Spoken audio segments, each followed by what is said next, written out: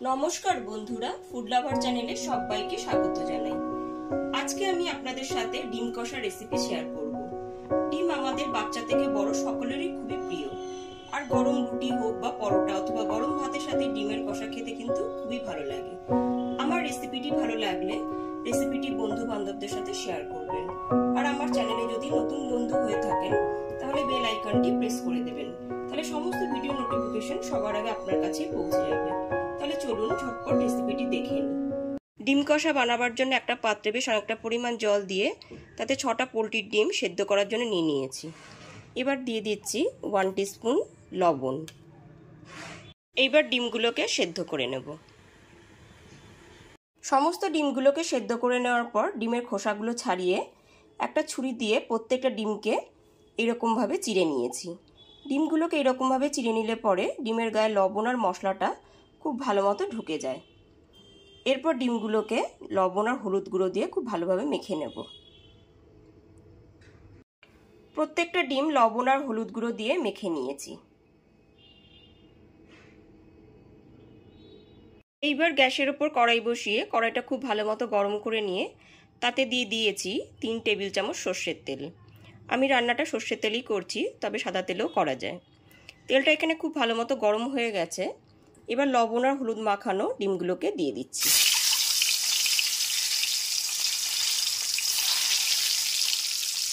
লবণ ও হলুদ গুঁড়ো মাখানো সমস্ত ডিমগুলো তেলে দিয়ে দেওয়ার পর গ্যাসের ফ্লেমটা মিডিয়াম টু হাইতে করে দিয়ে সমস্ত ডিমগুলোকে একটু সময় নিয়ে ভেজে নেব।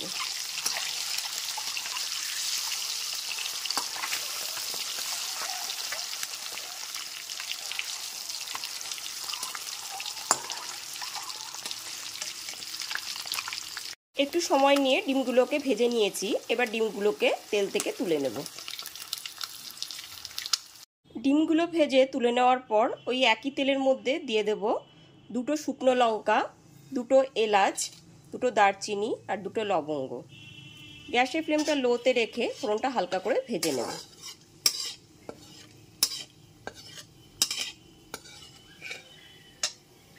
গ্যাসের ফ্লেমটা লোতে রেখে ফোড়নটা হালকা করে এখানে ভাজা হয়ে গেছে, আর ফোড়নটা থেকে খুব মিষ্টি একটা গন্ধও আসছে। এরপর এতে 2টো মিডিয়াম সাইজের পেঁয়াজ কুচি দিয়ে দিচ্ছি।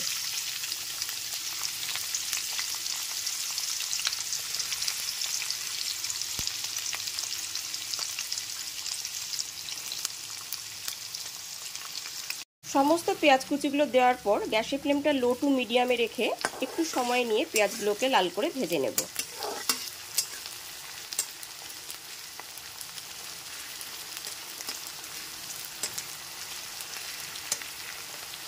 এবার মিক্সার জারে একটা পেস্ট বানিয়ে নেব। তার জন্য নিয়েছি 2টো মিডিয়াম সাইজের টমেটো, 1/2 ইঞ্চ আদাটাকে এরকম টুকরো করে কেটে নিয়েছি, 2টো কাঁচা লঙ্কা আর 6টা থেকে 7টা রসুনের কোয়া। এর একটা পেস্ট বানিয়ে নেব। গ্যাসের ফ্লেমটা লো টু মিডিয়ামে রেখে বেশ কিছুক্ষণ সময় নিয়ে পেঁয়াজটা লাল করে এখানে ভেজে নিয়েছি। এরপর এতে টমেটো পেস্টটা দিয়ে দিচ্ছি। টমেটো, আদা, রসুনের পেস্টটা দিয়ে দিলাম।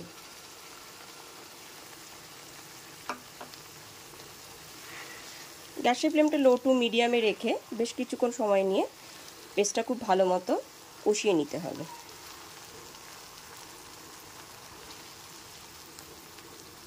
গ্যাসের ফ্লেমটা মিডিয়ামে রেখে টমেটো, আদা, রসুন, কাঁচা লঙ্কার পেস্টটা একটু সময় নিয়ে খুব ভালো মতো কষিয়ে নিতে হবে। যতক্ষণ না পর্যন্ত এর থেকে কাঁচা গন্ধ চলে যাচ্ছে ততক্ষণ পর্যন্ত কষিয়ে নিতে হবে। এবার একটা গুঁড়ো মশলার পেস্ট রেডি করে নেব। তার জন্য নিয়েছি 1 টিস্পুন জিরের গুঁড়ো, 1 টিস্পুন হলুদের গুঁড়ো, 1/2 টিস্পুন ধনের গুঁড়ো আর 1.5 টিস্পুন কাশ্মীরি লঙ্কার গুঁড়ো। এবার এর মধ্যে একটু সামান্য জল দিয়ে কিছুক্ষণের জন্য ভিজিয়ে রেখে দেব।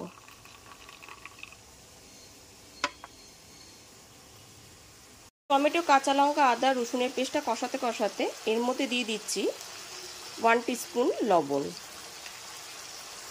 আর দিয়ে দেব 1 টিস্পুন চিনি। চিনিটা দেওয়াতে যেহেতু এখানে টমেটো পড়েছে স্বাদটা ব্যালেন্স হবে। এটা খুব ভালো মতো একবার লবণ আর চিনিটাকে মিশিয়ে নিচ্ছি।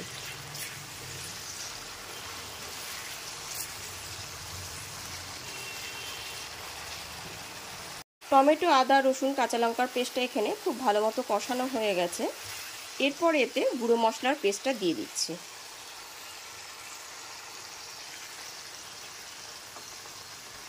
মশলার বাটিটা ধুয়ে একটু জলও দিয়ে দিলাম। গ্যাসের ফ্লেমটা মিডিয়াম টু হাইতে করে মশলাটা খুব ভালো মতো একটু সময় নিয়ে কষিয়ে নিতে হবে।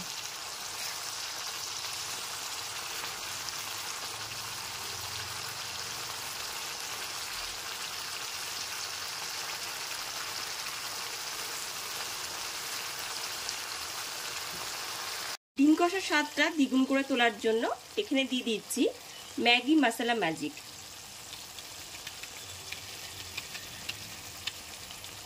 ম্যাগি মশলা ম্যাজিক এই মশলাটা দিলে পরে ডিম কষার স্বাদটা কিন্তু খুবই ভালো হবে। আপনারাও এইরকমভাবে একবার তৈরি করে দেখবেন।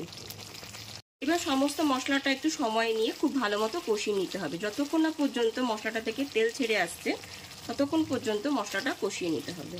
সমস্ত মশলাটা গ্যাসের ফ্লেমটা লো টু মিডিয়ামে রেখে একটু সময় নিয়ে খুব ভালো মতো কষিয়ে নিয়েছি, আর মশলাটা থেকে তেলও রিলিজ হয়ে এসেছে। এরপর এতে ভেজে নেওয়া ডিমগুলো দিয়ে দিচ্ছি।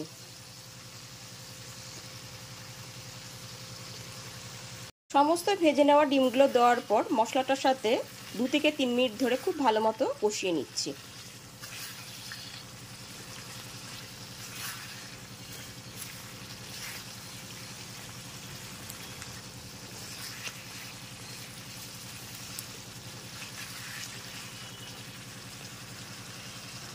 ডিমটা মশলার সাথে খুব ভালো মতো কষিয়ে নেবার পর এর মধ্যে দিয়ে দিচ্ছি 1/2 টিস্পুন গরম মশলা গুঁড়ো। গরম মশলা গুঁড়োটাও খুব ভালো মতো একবার মিশিয়ে নিচ্ছি।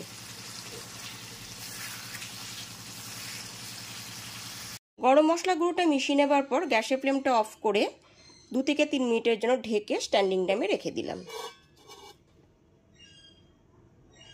এইবার একদমই ফাইনালি রেডি হয়ে গেছে ডিম কষা। গরম রুটি, পরোটা হোক বা গরম ভাতের সাথে এটি খেতে কিন্তু অসাধারণ লাগবে। তাহলে চলুন পরিবেশন করে ফেলি।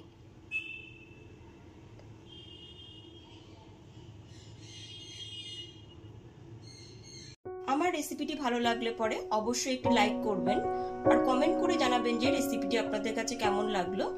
আজ তাহলে এই পর্যন্তই, আবার হাজির হয়ে যাব নতুন করে রেসিপি নিয়ে। সবাই খুব ভালো থাকবেন, সুস্থ থাকবেন। ধন্যবাদ।